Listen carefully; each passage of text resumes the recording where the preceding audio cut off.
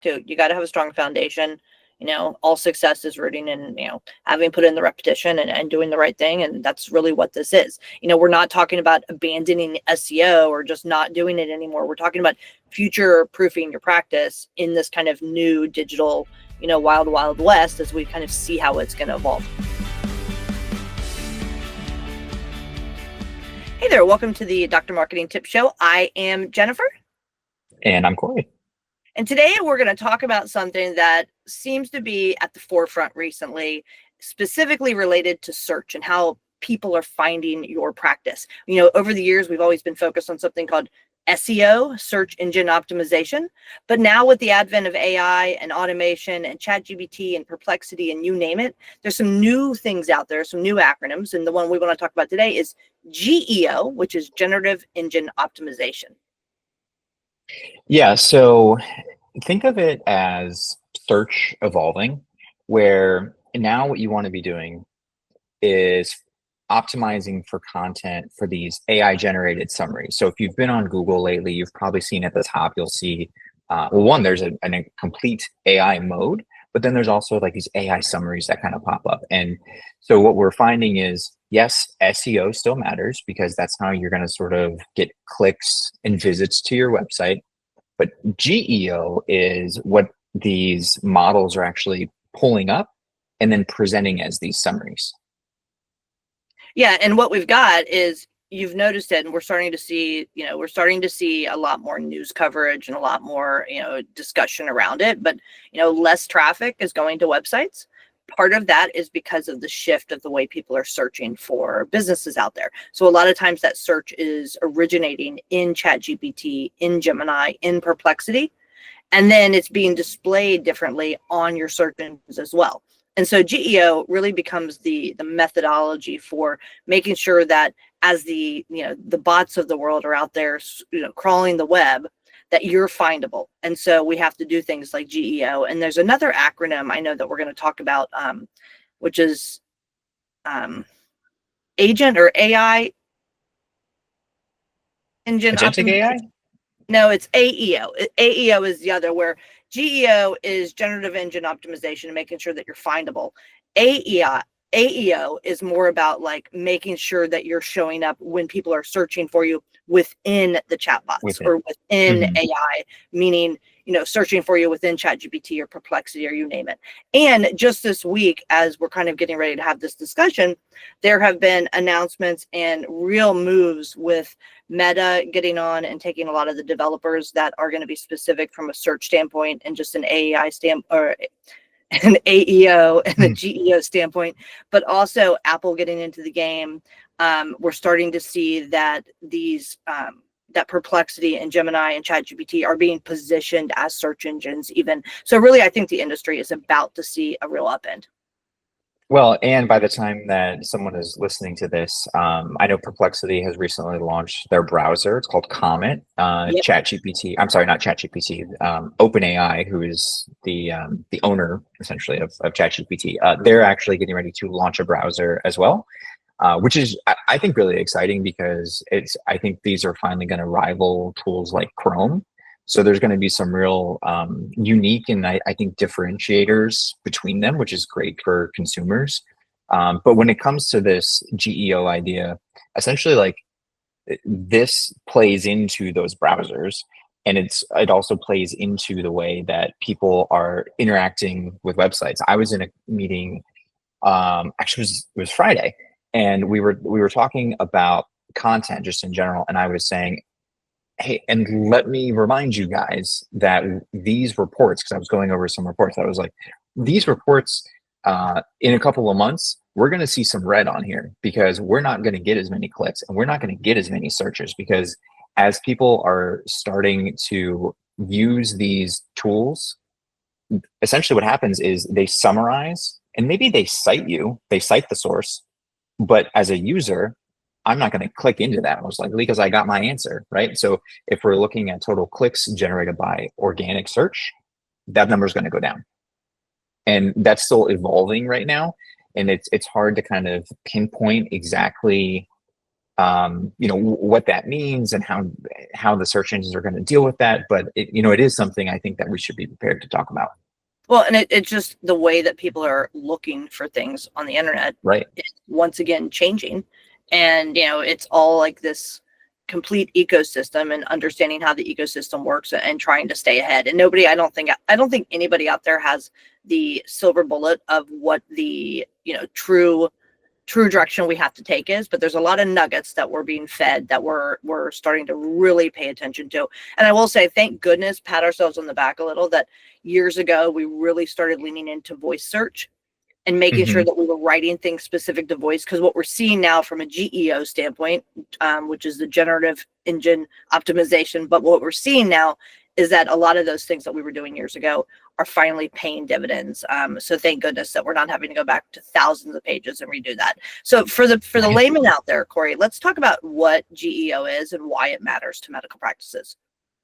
Yeah, so GEO is it's the process of optimizing your content so it actually shows up in these generated answers. And SEO really is more focused on actually like getting clicks. And so what we're really trying to do now is just make sure that with the GEO, maybe it's an FAQ question, for example, or it's a video that maybe a provider has done, something like that, that gets cited and then pulled up into the summary. And the idea is, even though we know that people aren't clicking like we had just talked about, it still builds this trust and authority, not only with the person who's seeking the answer, because again, they may see that the answer to their query is presented by X practice, but also that builds trust and awareness and authority with the actual LLM or search engine or whatever it is. So in other words, if you're using ChatGPT and it summarizes an answer and gives that to you, and it may cite you. Well, if it starts to cite you enough, then it's gonna help when someone is using the ChatGPT browser and they're looking for an answer. ChatGPT is going to have this repository to say, hey, that one practice has a bunch of these answers. They're pretty good. So if a user says best orthopedic doctor near me, ChatGPT is going to put that forward. So it's an evolution of SEO, but at the core, it's kind of the same principles. And what we're seeing and what early research is kind of suggesting is that some GEO strategies can even boost visibility in these generative responses by up to 40%. I think that's a great number. And I think that it's not about people searching for your practice, like physically, like you typing it in. What we're seeing now is like a hyper localization of like using Alexa or Google's voice or whatever, and being able to show up when those voice searches are happening. And then I think it kind of reinforces the importance of making sure that you're on the maps, that Google Maps, Apple Maps, everything's connected, because just like we see like the #1 searches are like, knee doctor near me, something to that effect. It all plays out in generative AI on the voice side of things, using those devices, the hardware devices, to find you as well. So I think what this really means to medical practices is that the way patients are finding us, they're asking similar questions, to find their doctor, but the ecosystem is evolving, and you got to make sure that you've got your flag planted in lots of different places so that you are findable when people are looking. So let's talk about. Go ahead. Sorry, I just wanted to add one thing to that. Yeah, so I think the point there also is that these engines, they still are going to cite from top results. So it still matters, because I've had that discussion with some people too, where they're like, well, if I'm not going to get the clicks, like, why don't we focus on something else? And you still want to have the same sort of strong foundation that you always had, even if people are going to one of these other tools and they become the first stop for patients before they even visit a website. There's still just benefits to that. Like you said, it's just sort of like the next evolution of it. Well, and I think you just hit the nail on the head. Like, the foundation is so critical. Just like everything, you have to have a strong foundation. You can't take your eye off the ball when it comes to the foundational things that are making us strong. So a strong website, social proof, making sure the ecosystem is connected, lots and lots of content, revising our content. Like the foundation still applies, and these are just new tools that we're making adjustments for.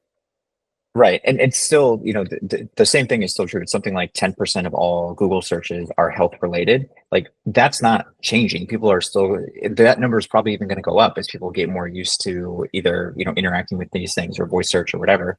We also know that 77% of health related queries come from a smartphone.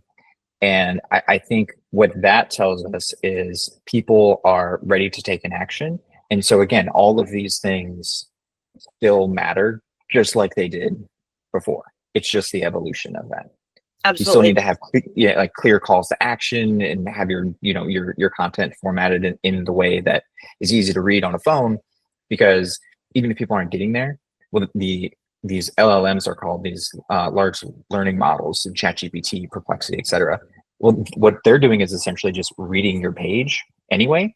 That's what GEO is. They're doing the same thing. They're just then summarizing it and spitting it out to somebody. Absolutely. And I think there's some studies that have come out recently that show something like 44% of users prefer the answers that are summarized by AI over actually clicking through. Like it just because you get your answer right away. It's less work. Mm-hmm. And MailChimp put out a report recently that said that brands that optimize early for GEO are going to be better positioned to remain discoverable as AI becomes the dominant method for search, which is what we're starting to see. We've been looking at this. We've been watching this trend for about a year, and it is finally getting some traction under it. And I think in the next 6 months, search is going to be a very different area. Yeah, I agree. And again, we're just going to further see that evolution. But some of the things that still matter, like what are these tools looking for? That's something that I've been doing some research on, and I'm on one hand thankful that a lot of what we have been preaching for a while is still true. But on the other hand, there's just questions because nobody really knows the answer. But from what we can tell, the things that still matter are the structured content where it's clear what questions you're answering, how you're answering those. The answer should be short, quick paragraphs, authoritative voice, relevant stats and quotes. The things that if you had a good content strategy, most likely you're doing those things anyway. That is also what's being prioritized on these LLMs, because if you think about it, what they have to do is receive the query and then go fetch an answer. And the easier it is for that thing to fetch an authoritative answer, they're going to come back, and then that's the summary that spits out. So if your stuff is clear, you win. That's right. And I think it reinforces too that things like provider bios, citations to reputable sources, like making sure every page has a link or two that links out, but it's to a reputable source. And then, transparent communication. Those are the things that are going to matter even more than they used to matter. And so, now's a really good time I think we have a list of things here that a practice might go do, but now is a good time to dedicate some time to doing a quick audit on your website, coming up with the game plan, and then figuring out, what you can move forward rather quickly to make sure that you're ready for this kind of evolution of search. Yeah, for sure. I saw this one note from Walker Sands that says that AI tools favor pages that include essentially EAT. It's an acronym for experience, expertise, authoritativeness, and trustworthiness. And again, what the good news about that is, if you were doing it right, you should already have those things. So it's just kind of continuing what you're doing, but maybe looking at it through a different lens, because again, knowing that essentially the goal is changing from trying to get views and clicks to the website to providing better answers quicker. And I was looking at this research paper that has come out recently, and it was saying that when it comes to GEO, if you do things like add quotations, you can see up to a 20% increase in impressions, because the LLM finds the quotes. It's easy for them to kind of pick that out in the code. Statistics, again, because then it can pick that out. It makes the LLM sound smarter, so it wants to present those answers. Cite your sources. And again, citing sources, I mean, that's something that you should be doing from a standpoint forever, right? But same thing. because the LLMs want to present something that is legitimate. So they want to know that if they're going to put a stat up, it's hyperlinked somewhere, it's sourced from somewhere. And if you can do this kind of combination of stats and quotes and build that authoritativeness, that's where you kind of see the highest performance gains.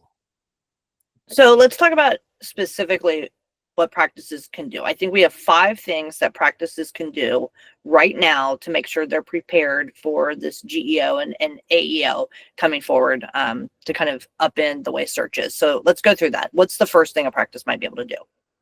Yeah, I think the first thing is to run a content audit. So that's, I mean, there's a bunch of different ways you can do that. Maybe the easiest is actually leaning into these schools in the first place and opening up ChatGPT or Perplexity or something, and then typing a common patient question like, what are the symptoms of carpal tunnel?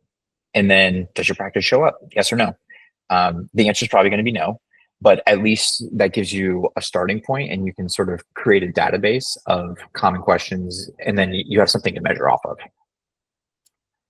And the next thing, I think number 2 would be to take a look at your existing blogs, which we do on a regular basis with the teams. We go through and look at the top blogs and say, all right, what can we do to tweak them to make them look new? But I think you have to look at your existing blogs, and maybe reformat them. Ask question headers like, what causes this, or when should I see a doctor? Break up your bullet points, break up your paragraphs, use bullet points, all kind of best practices. But something, if you've had a site for a long time, or it was like a legacy site that got a refresh but didn't necessarily have the content changed, now's the time to really be looking at that content and making adjustments. Yeah, and I think to that point, one thing that maybe makes sense to do is, as you're reformatting these blogs, think about the way that those headers are listed, and maybe use a little bit more common language. Like you mentioned, when should I see a doctor, or what causes carpal tunnel, or whatever. Rather than kind of get lost in the sauce with all of the like overly technical jargon. If you think of it like, well, let me back up. So the best way to use generative AI just in general is to have a conversation. You just talk to it, and the more you talk to it, the better it gets. So it's the same thing. So if you're putting yourself in the shoes of a patient who's searching for something, they are not going to say like, who has the most specialized fellowship trained, blah, blah. They're going to say, when should I see a doctor? So if you're using common language like that, the odds of, again, increasing the match and then growing those impressions increases exponentially versus trying to satisfy, I don't know, a physician stakeholder that wants to tout that they've, rightfully so, gone through all of this training. It's just a matter of knowing who the audience is. That's right. And we talked about kind of the EAT acronym.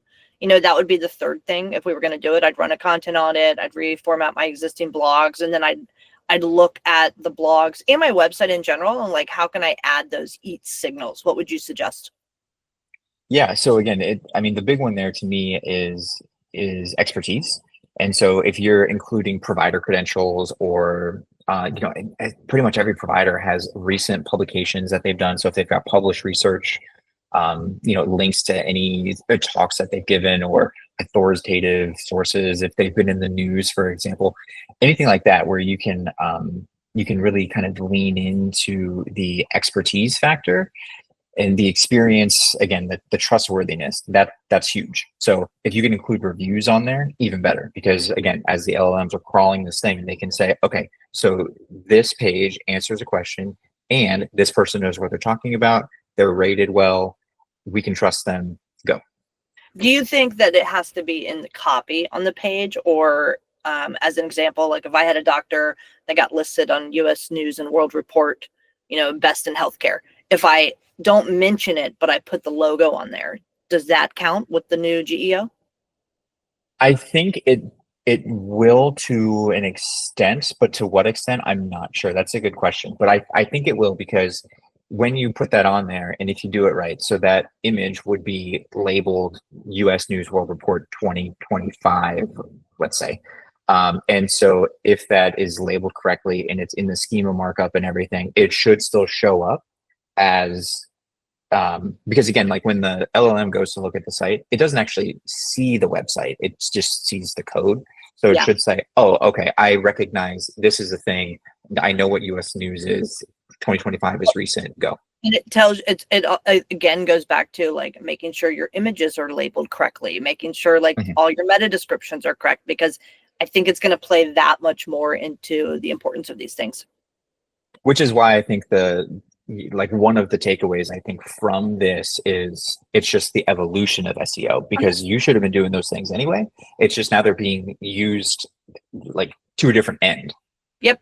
And if you had a strong foundation, you're going to be good. If you didn't, you need to start Exactly. playing catch up. The next thing I would suggest, number 4 on our list, is, and something that I've been doing, like, I hate to say like, oh, I've been doing this or we've been doing, but we've been really focusing on this and having the teams like go back retroactively and do it where we haven't before, and we're incorporating it into all new content.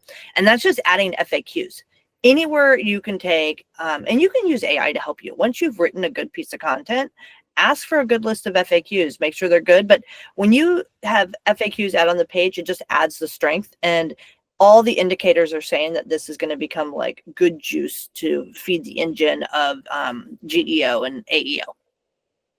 Yeah, and again, not that what I do is right, but like if I'm looking for It something, is. I tend to search and then scroll right to the bottom. Yep. I just want to see, like, especially if I'm on my phone, I want to see kind of like a quick look at like what I'm in for, and then if there's FAQs at the bottom, I'm going to read those first Yep. randomly. So yeah, again, I think that's sort of best practice, especially as we know people are moving more and more to mobile. I would say that a bulk of the practices that we work with, by far, we're seeing more mobile traffic, and it's because of things like this. So We're seeing more yeah. mobile traffic to the tune of 70 to 75% of all traffic is Mhm. now on a mobile device. That's great. So what's the last thing that, quick hitters of what practices can do? We've talked about 4. What's the 5th?